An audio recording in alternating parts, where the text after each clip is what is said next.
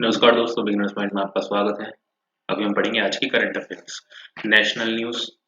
देश के विभिन्न हिस्सों में मनाया जा रहा है मकर संक्रांति, पोंगल और माघ बिहू का त्योहार। फसल के त्योहार माघ, मकर संक्रांति, पोंगल, उत्तरायण और माघ बिहू आज देश के विभिन्न हिस्सों में मनाए जा रहे हैं। ये त्योहार सर्दियों के अंत और लंबे दिनों की शुरुआत का प्रतीक है। ये त्योहार संस्कृत विविधता के साथ मनाए जाते हैं, जिनमें देश भर में पतंग उड़ाने के अलावा देश भर में पतंग उड़ाने, अलाव और आनंददायक दावतें जैसी परंपराएं शामिल हैं। तमिलनाडु में ताई पोंगल मनाया जाता है, जो तमिल महीने थाई की शुरुआत है, जो दुनिया भर में रहने वाले तमिलों द्वारा मनाया जाता है। यह त्योहार 3 दिनों तक मनाया जाता है। आज लोग सुबह सूर्य को अपनी फसल अर्पित करते हैं। प्रधानमंत्री नरेंद्र मोदी आज पीएम जनधन योजना के अंतर्गत प्रधानमंत्री ग्रामीण आवास योजना की पहली किस्त जारी करेंगे। प्रधानमंत्री नरेंद्र मोदी आज वीडियो कॉन्फ्रेंसिंग के माध्यम से प्रधानमंत्री जनजातीय आवासीय न्याय महाअभियान पीएम जनधन के अंतर्गत प्रधानमंत्री ग्रामीण आवास योजना के 1 लाख लाभार्थियों को पहली किश्त जारी करेंगे। वे इस अवसर पर कार्यक्रम के लाभार्थियों के साथ चर्चा भी करेंगे। पिछले वर्ष नवंबर में पीएम जनधन की शुरुआत समाज के सबसे कमजोर जनजातीय समूहों के सामाजिक आर्थिक कल्याण के लिए की गई थी। ये जहां पर भी आज है, इसका मतलब है 14 तारीख, यानी कि कल की तारीख जो है। पीएम जनधन का बजट 24,000 करोड़ रुपए का है और इसमें 9 मंत्रालयों के माध्यम से 11 पहले की जाती है। इसका उद्देश्य सबसे कमजोर जनजातीय समूहों को बुनियादी सुविधाएं उपलब्ध कराना है। इनमें सुरक्षित आवास, स्वच्छ पेयजल, बेहतर शिक्षा, स्वास्थ्य और पोषण, बिजली, सड़क और संचार जैसी सुविधा तथा टिकाऊ आजीविका के अवसर उपलब्ध कराना शामिल है। 8वां सशस्त्र बल पूर्व सैनिक दिवस पर आज देश भर में मनाया गया। 8वां सशस्त्र बल पूर्व सैनिक दिवस पर आज देश भर में मनाया गया। इस अवसर पर पूर्व सैनिकों की निस्वार्थ सेवा और बलिदान के प्रति श्रद्धा सुमन अर्पित किए गए। इस अवसर पर श्रीनगर, पठानकोट, दिल्ली, कानपुर, जोधपुर, गुवाहाटी, मुंबई, कोची, अन्य स्थानों पर पुष्प चक्र अर्पण कार्यक्रम और पूर्व सैनिकों की रैलियां आयोजित की गई। रक्षा मंत्री राजनाथ सिंह ने उत्तर प्रदेश के कानपुर में वायुसेना केंद्र पर पूर्व सैनिकों की रैली को संबोधित करके इस समारोह की अध्यक्षता की। लगभग 1,000 पूर्व सैनिकों ने इस कार्यक्रम में भागीदारी की है। प्रधानमंत्री नरेंद्र मोदी कल पीएम जनजातीय आदिवासी न्याय महाअभियान के अंतर्गत आवास सहायता की पहली किश्त जारी करेंगे। प्रधानमंत्री नरेंद्र मोदी कल प्रधानमंत्री जनजातीय आदिवासी न्याय महाअभियान पीएम जनधन के अंतर्गत प्रधानमंत्री ग्रामीण आवास योजना के 1 लाख लाभार्थियों को पहली किश्त वीडियो कॉन्फ्रेंसिंग के माध्यम से जारी करेंगे। पिछले वर्ष नवंबर में पीएम जनधन की शुरुआत समाज के सबसे कमजोर जनजातीय समूहों के सामाजिक आर्थिक कल्याण के लिए की गई थी। पीएम जनधन का बजट 24,000 करोड़ रुपए का है। इसका उद्देश्य सबसे कमजोर जनजातीय समूहों को बुनियादी सुविधाएं उपलब्ध कराना है। इनमें सुरक्षित आवास, स्वच्छ पेयजल, बेहतर शिक्षा, स्वास्थ्य और पोषण, बिजली, सड़क, संचार जैसी सुविधा तथा टिकाऊ आजीविका के अवसर उपलब्ध कराना शामिल है। आयुष्मान कार्डों की बदौलत निर्धन और कमजोर वर्गों के लोगों के घर खर्च में 1,25,000 करोड़ रुपए की बचत हुई। सरकार ने कहा कि आयुष्मान भारत प्रधानमंत्री जन आरोग्य योजना के अंतर्गत जारी किए गए आयुष्मान कार्डों की बदौलत निर्धन और कमजोर वर्गों के लोगों के घर खर्च में 1,25,000 करोड़ रुपए की बचत हुई है। केंद्रीय स्वास्थ्य मंत्रालय ने बताया कि इस योजना के अंतर्गत अभी तक 30 करोड़ आयुष्मान कार्ड जारी किए गए हैं। सरकार के इस प्रमुख कार्यक्रम का लक्ष्य प्रत्येक लाभार्थी परिवार को दूसरे और तीसरे स्तर की अस्पताल देखभाल के लिए हर वर्ष 5 लाख रुपए तक स्वास्थ्य बीमा प्रदान किया जाता है। आयुष्मान कार्ड जारी करने की सूची में उत्तर प्रदेश पहले स्थान पर है, जिसमें 4 करोड़ 83 लाख कार्ड जारी किए गए हैं।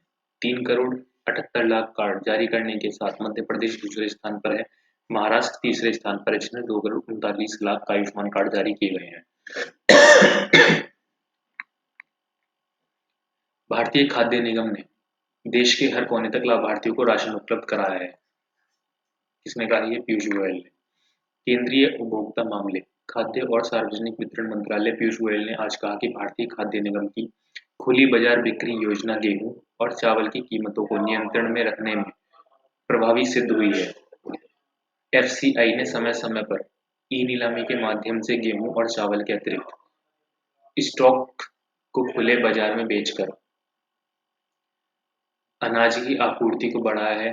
नई दिल्ली में आज एफसीआई के 60वें स्थापना दिवस पर आयोजित कार्यक्रम को संबोधित करते हुए श्री गोयल ने कहा कि भारत आटा, भारत दाल, प्याज और टमाटर की बढ़ती कीमतों के दौरान सरकार के कदमों के कारण कीमतें स्थिर रखने में मदद मिली है।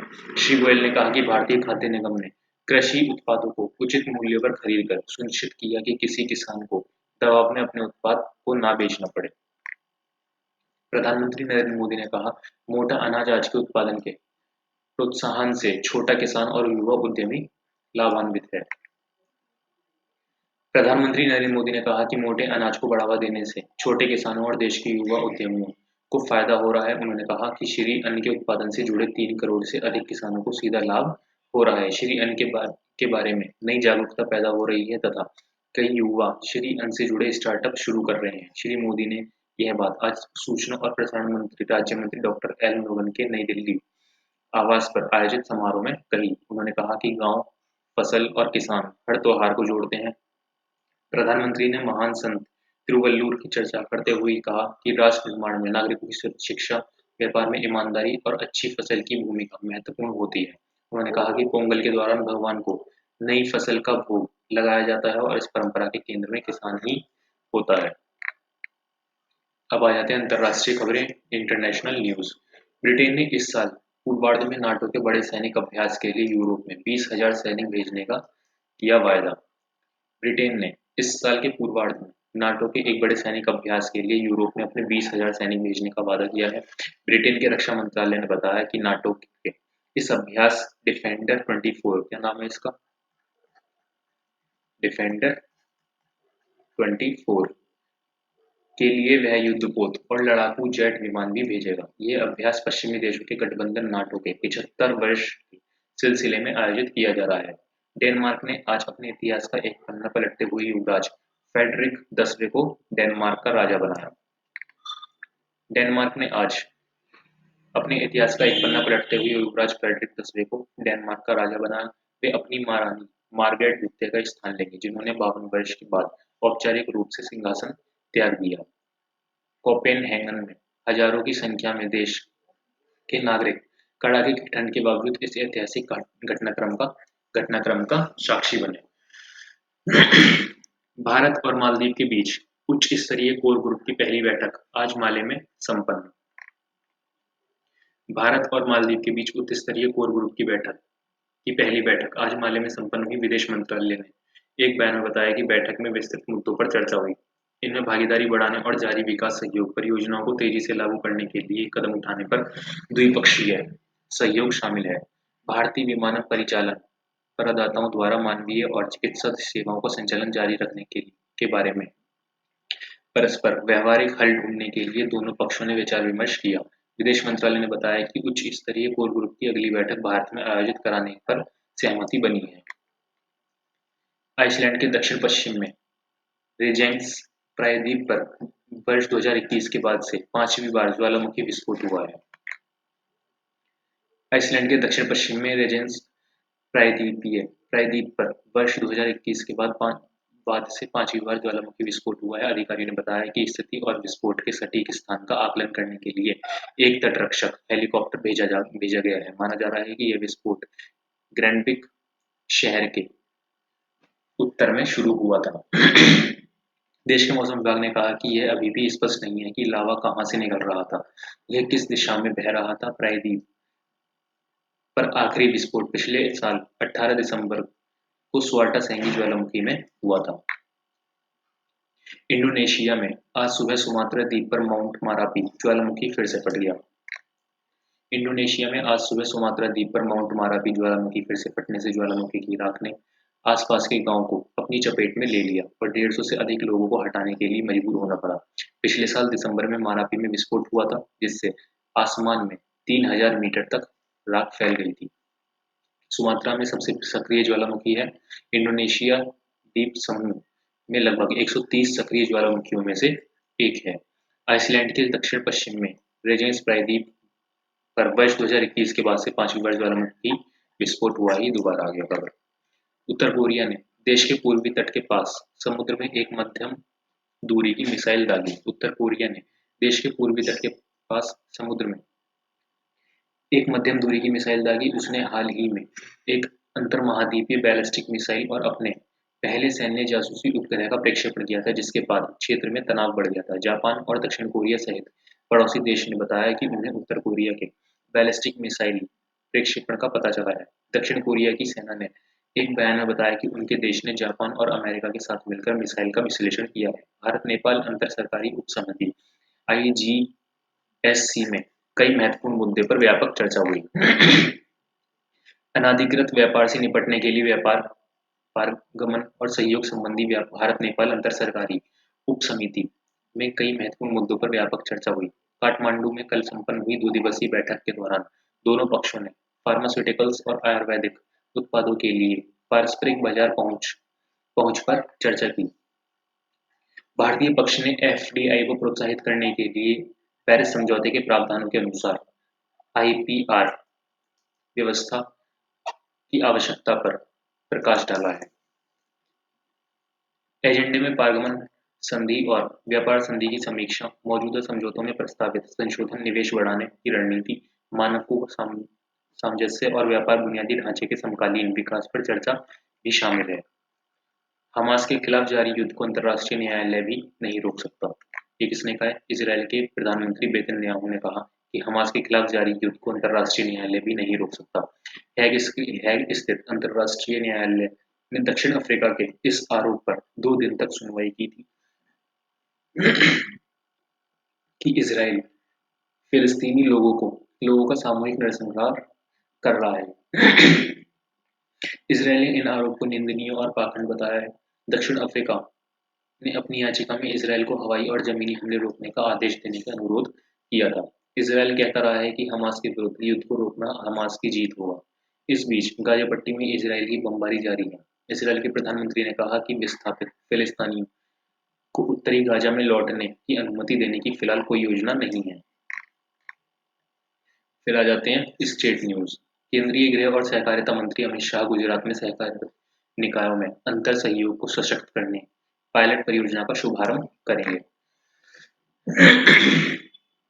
केंद्रीय गृह और सहकारिता मंत्री अमित शाह आज गुजरात के बनासकांठा जिले के दियोदार में सहकारी निकायों में अंतर सहयोग को सशक्त करने के लिए एक पायलट परियोजना का शुभारंभ करेंगे। इस परियोजना का उद्देश्य सहकारी निकायों को अपना बैंक खाता सिर्फ सहकारी बैंकों में खोलने के लिए राजी करवाना है। इस अवसर पर श्री शाह सहकारी क्षेत्र की विभिन्न विकास परियोजनाओं की आधारशिला रखेंगे और उद्घाटन भी करेंगे। बाद में श्री शाह गांधीनगर के राष्ट्रीय रक्षा मंत्रालय में राष्ट्रीय सुरक्षा और पुलिस से संबंधित विभिन्न परियोजनाएं राष्ट्र को समर्पित और उद्घाटित करेंगे। लखनऊ में पहली बार भारतीय सेना की केंद्रीय कमान 76वीं सेना दिवस परेड का करेगी आयोजन। लखनऊ में पहली बार भारतीय सेना की केंद्रीय कमान आज 76वीं सेना दिवस परेड आयोजित करेगी। सूर्या कमान के नाम से जाने वाली इस कमान की परेड 11 गोरखा राइफल रेजिमेंट केंद्र में आयोजित होगी। परेड के बाद शाम को रक्षा मंत्री राजनाथ सिंह शौर्य संध्या कार्यक्रम में भाग लेंगे। कार्यक्रम में शौर्य और युद्ध कला की विभिन्न विधाओं का प्रदर्शन होगा। केरल के प्रसिद्ध मंदिर सबरीमाला मंदिर में हजारों श्रद्धालु मकरविलक्कू में होंगे शामिल। केरल के प्रसिद्ध मंदिर सबरीमाला में आज हजारों अयप्पा श्रद्धालु मकरविलक्कू में शामिल होंगे। मकरविलक्कू एक वार्षिक उत्सव है जो मकर संक्रांति के दिन मनाया जाता है। ऐसा माना जाता है कि भगवान अयप्पा अपने श्रद्धालुओं को आशीर्वाद देने के लिए एक पवित्र रोशनी में स्वयं को परावर्तित करते हैं। प्रधानमंत्री की स्वनिधि योजना से पुडुचेरी की महिलाओं सहित रेहड़ी पटरी वाले हुए आकर्षित। प्रधानमंत्री की स्वनिधि योजना के अंतर्गत अपनी आजीविका बनाए रखने के लिए रेहड़ी पटरी वालों को सूक्ष्म ऋण प्रदान करने वाली इस योजना ने केंद्र शासित प्रदेश पुडुचेरी में महिलाओं सहित बड़ी संख्या में रेहड़ी पटरी वालों को आकर्षित किया है। इन लाभार्थियों में से एक ने बताया कि यह योजना उसके लिए कितनी उपयोगी है। मणिपुर में आज देश के अन्य हिस्सों की तरह 8वां सशस्त्र बल भूतपूर्व सैनिक दिवस मनाया गया। मणिपुर में आज देश के अन्य हिस्सों की तरह 8वां सशस्त्र बल भूतपूर्व सैनिक दिवस मनाया गया। राज्य में यह समारोह मणिपुर राइफल्स की पहली बटालियन में मनाया गया। कार्यक्रम में मुख्यमंत्री एन बीरेन सिंह और अन्य मंत्री उपस्थित थे। मुख्यमंत्री ने घोषणा की कि देश की रक्षा में भारतीय सेना के बलिदान को ध्यान में रखते हुए स्मारक के निर्माण के लिए उपयुक्त इस स्थान का चयन किया जा रहा है, जिसके लिए 3 करोड़ रुपए का प्रावधान रखा गया है। कार्यक्रम के दौरान मुख्यमंत्री ने वीरता पुरस्कार से सम्मानित और विशिष्ट पूर्व सैनिकों तथा वीर नारियों को देश के प्रति उनकी सेवाओं के लिए सम्मानित किया। यह दिवस मणिपुर के विभिन्न जिलों में भी मनाया गया। जम्मू के उधमपुर जिले के रामनगर तहसील में चिकित्सक एम्बुलेंस का उद्घाटन किया। केंद्रीय विज्ञान और प्रौद्योगिकी मंत्री डॉक्टर जितेंद्र सिंह ने आज जम्मू के उधमपुर जिले की रामनगर तहसील में चिकित्सक एम्बुलेंस का उद्घाटन किया। इस मोबाइल चिकित्सा इकाई की शुरुआत प्रधानमंत्री के डिजिटल स्वास्थ्य मिशन के अंतर्गत की गई। इसका लक्ष्य लोगों को उनकी दहलीज पर विशेषज्ञ चिकित्सा परामर्श प्रदान करना है। डॉक्टर ऑन व्हीलर्स नाम की इस एम्बुलेंस में आधुनिक प्रौद्योगिकी और प्रणाली लगाई गई है, जिससे लोग देश भर में वरिष्ठ चिकित्सकों से परामर्श ले सकते हैं। इस सुविधा से रामनगर तहसील के स्वास्थ्य देखभाल सुविधाओं के अभाव वाले दूर दराज के क्षेत्रों में रहने वाले लोगों की विशेष लाभ होगा। भारतीय राष्ट्रीय कांग्रेस ने आज मणिपुर के थौबल जिले से भारत जोड़ो न्याय यात्रा शुरू की है। भारतीय राष्ट्रीय कांग्रेस ने आज मणिपुर के थौबल जिले से भारत जोड़ो न्याय यात्रा शुरू की है। इस यात्रा को अखिल भारतीय कांग्रेस कमेटी के अध्यक्ष मल्लिकार्जुन खड़गे ने हरी झंडी दिखाकर रवाना किया। यात्रा का नेतृत्व कांग्रेस नेता राहुल गांधी करेंगे। यह यात्रा देश के 15 राज्यों के 110 जिलों से गुजरेगी। सिक्किम में वन्य प्रेमी और संरक्षणवादी राज्य के प्राचीन परिदृश्य में दुर्लभ तिब्बती भूरे भालू के पाए जाने का जश्न मना रहा है। सिक्किम में वन्य प्रेमी और संरक्षणवादी राज्य के प्राचीन परिदृश्य में दुर्लभ तिब्बती भूरे भालू के पाए जाने का जश्न मना रहे हैं। वन्य और पर्यावरण विभाग के अनुसार सिक्किम सरकार की एक प्रेस विज्ञप्ति में यह विस्मयकारी खोज न सिर्फ इस क्षेत्र में जैव विविधता के एक महत्वपूर्ण क्षण को चिन्हित करती है, बल्कि राज्य के बहुमूल्य वन्य जीवन संरक्षण और सुरक्षा के महत्व को भी दर्शाती है। उत्तरी सिक्किम की अत्यधिक ऊंचाई पर इस दुर्लभ प्रजाति के भालू को सिक्किम वन विभाग और WWF इंडिया द्वारा लगाए गए कैमरे में रिकॉर्ड किया गया है। कांग्रेस के वरिष्ठ नेता मिलिंद देवड़ा कांग्रेस पार्टी से त्याग पत्र दे दिया है। ये किसकी पार्टी में चले गए हैं? जो शिवसेना की नई वाली पार्टी बनी है।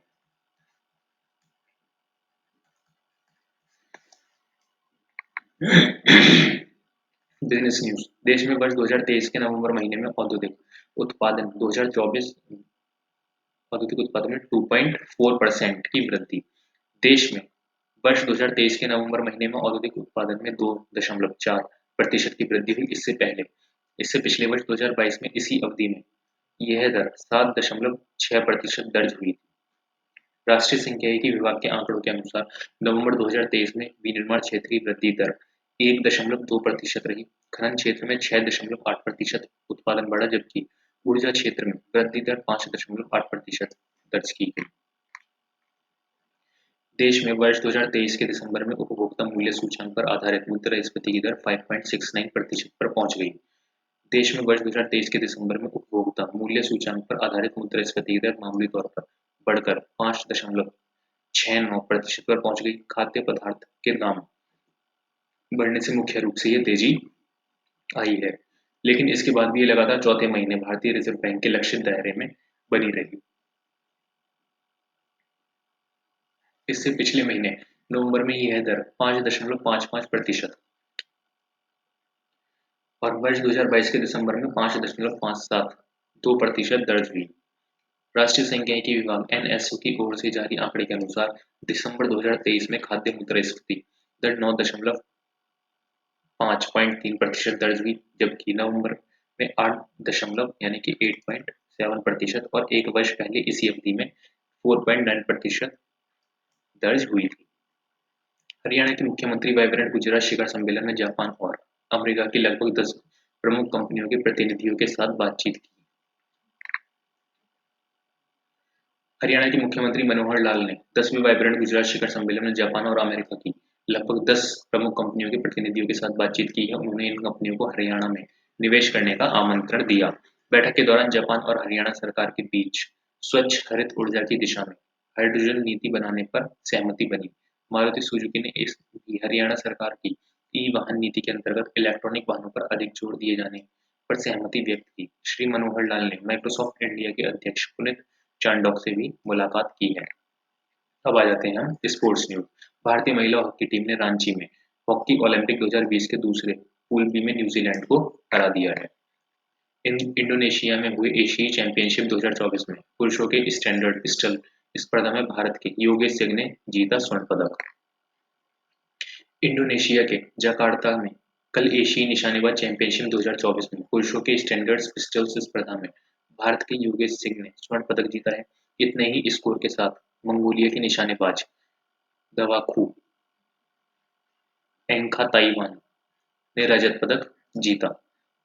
एंखा ताइवान ने 7 स्कोर के मुकाबले भारतीय निशानेबाज के 17 स्कोर किए हैं।